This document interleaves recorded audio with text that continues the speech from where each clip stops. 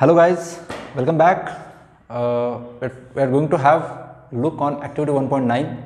That's a simple demonstration for displacement reaction. So without wasting any more time, let's start with the experiment. The apparatus and chemicals required for this activity is that we need copper sulfate. These are copper sulfate crystals, blue fine crystals we have. We need to make them react with iron nail. Just look at the color of this iron nail. It's a fine shiny iron nail we have. Okay. In order to make them react, we have to make solution of copper sulfate. So I have water here. I'll make aqueous solution of it.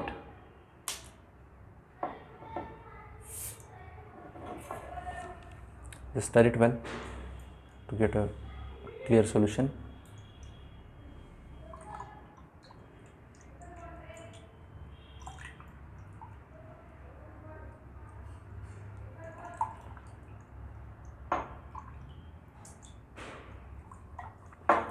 That's ocean like water, blue color solution that we have, copper sulfate, into which I'm supposed to dip iron nail into it. Okay, I just don't want to dip that entire nail into at one go, so I'll tie it to a thread and half of it I'll dip into it. Okay. So along the side I have dipped that iron nail in a beaker. We'll keep it for some time. After some time, we'll get it aside.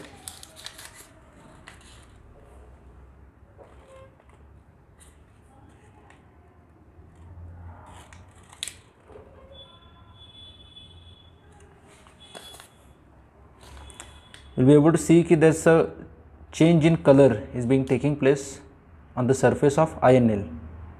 Correct? You should see two changes of that should take place here.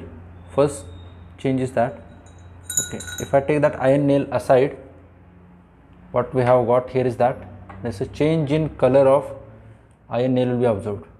Okay, we have got brown color compound deposited on this iron nail. This brown color compound is, you can see, मेरे हाथ को लग रहा है, right? This is what we have formed is nothing but copper. The pure copper that is what deposited on the surface of iron nail. Okay, so from where this copper came? Actually this copper came from copper sulfate. Okay. One more change that you should see here is that if I keep this nail for a longer time, that color of copper sulfate solution will become faint as time passes. We'll keep it aside as it is. We'll be able to see it after 2 or 3 minutes. So you can clearly see as time passes, the more and more copper get deposited on the iron nail, and that color of copper sulfate will become faint, meaning there's a decrease in the concentration of copper sulfate. उसमें से copper sulfate कम होते जा रहा है, जितना ज़्यादा कम होगा उतना ज़्यादा copper इस iron nail के ऊपर deposit होते जाएगा. Okay, so that's the reaction that we have seen. Now what had happened here in this reaction and what was the logic behind that? Let us discuss it on a board. What we have seen in this activity is that we have taken iron and we have taken copper sulfate. During this process, we had observed two changes. What was that? Brown color of some brown color substance has got deposited on iron nail, okay, on the surface of it.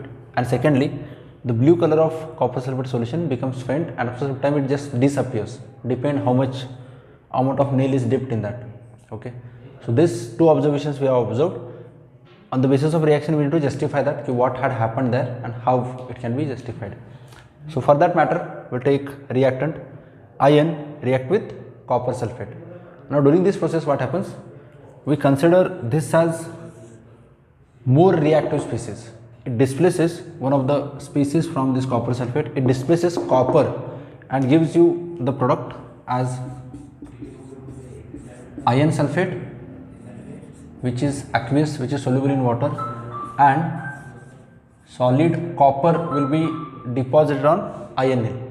Okay, originally iron react with copper sulfate to displace this copper from copper sulfate to give iron sulfate and copper solution, which is soluble in water. It will remain in the solution. Solidified copper newly formed copper will be deposited, will be coated on the iron nail. That brown color substance which is there, that is nothing but copper. Okay, these kind of reactions where one more reactive species displaces one of the species from this compound to give new compounds, that's called, the name for this reaction is called displacement reaction. It is simply more reactive species is displacing less reactive species. So these reactions are called as displacement reaction. It is simply of kind, see, you have A with B and C as the species that is more reactive, it will displace this A, and what will give? It form C, B, and A will be removed out of that component. These reactions are called displacement reaction. Now, in case of displacement reaction, we need to observe one very important specific characteristics of reactions. That is what? Suppose, for example, we have reacted iron with copper sulfate. What we have got? Iron sulfate and copper. What if I react copper with iron sulfate? Meaning I want to reverse this reaction. I want to react this copper with ferrous sulfate solution. What will be the product we should get? Okay, you might think that copper will displace iron, we get the respective product. For that matter, before we guess the product, we will conduct that experiment and we will get back to the result. Okay, we are supposed to carry out reverse reaction to that of previous, and apparatus required for this is, here we have ferrous sulfate, it's a salt of iron, and we have to react it with copper. It's a ferrous sulfate green color compound. With that we need to react copper. You can see it's a simply copper plate. You can see the color and everything. Unlike very similar to that previous reaction, we will be carrying on to this reaction. So I'll take water.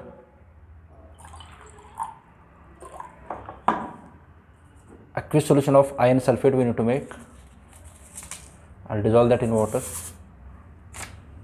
Stir it well.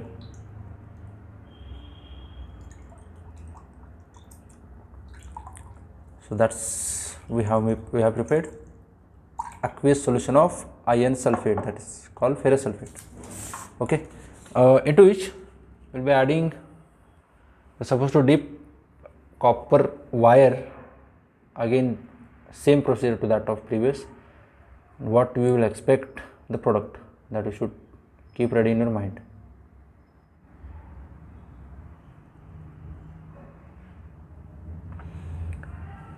Copper plate we are supposed to dip in the ferrous sulfate solution. So we'll dip it and we'll see what is the changes that will take place.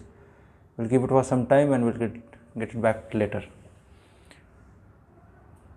Allow them to react, let them take enough time.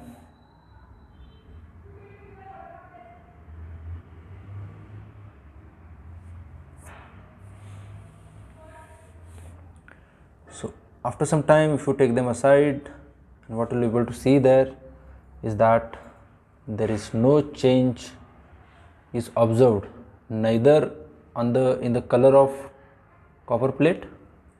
Let me show it properly. In the color of copper plate, there is no change, neither that solution is becoming faint. If you keep it for no matter how many days or how many years, they are not going to react. See, we are not getting any of the substance deposited on this. That means what? They are not going to react. As they are not reacting with each other, there is no new substance that is being formed. Okay, so clearly we can indicate that copper and iron sulfate do not react with each other, right? So get back, what we have observed there is that when we react this copper with iron sulfate, the reverse of it, actually we have seen that copper do not react with ferrous sulfate, right? Reason behind that is what?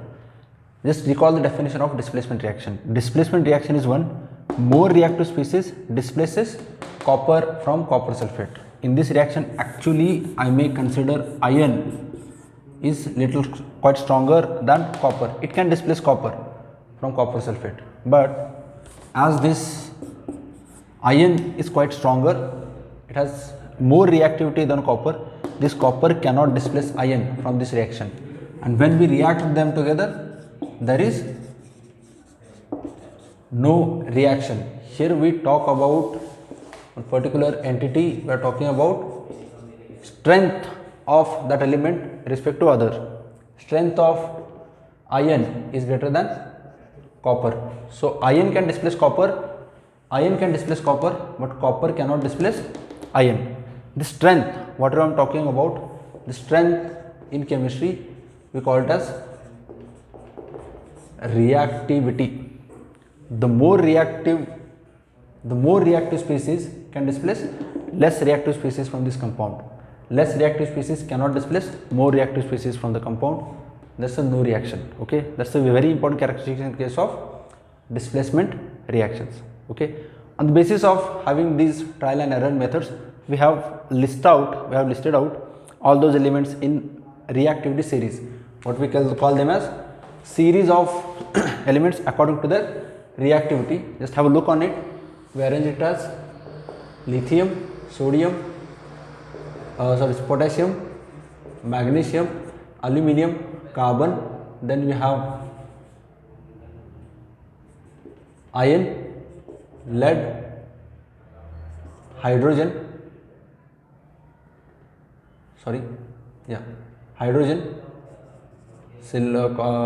then you have copper, silver and gold. This is what we call reactivity series. There is a hint to remember this series. I will give that hint in a description box. You will get a PDF file. There's a trick to remember this, and you must remember this.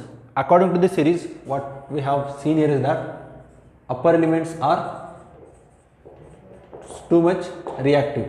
So any upper element can displace lower element residing below to that. Say for example, iron lies here.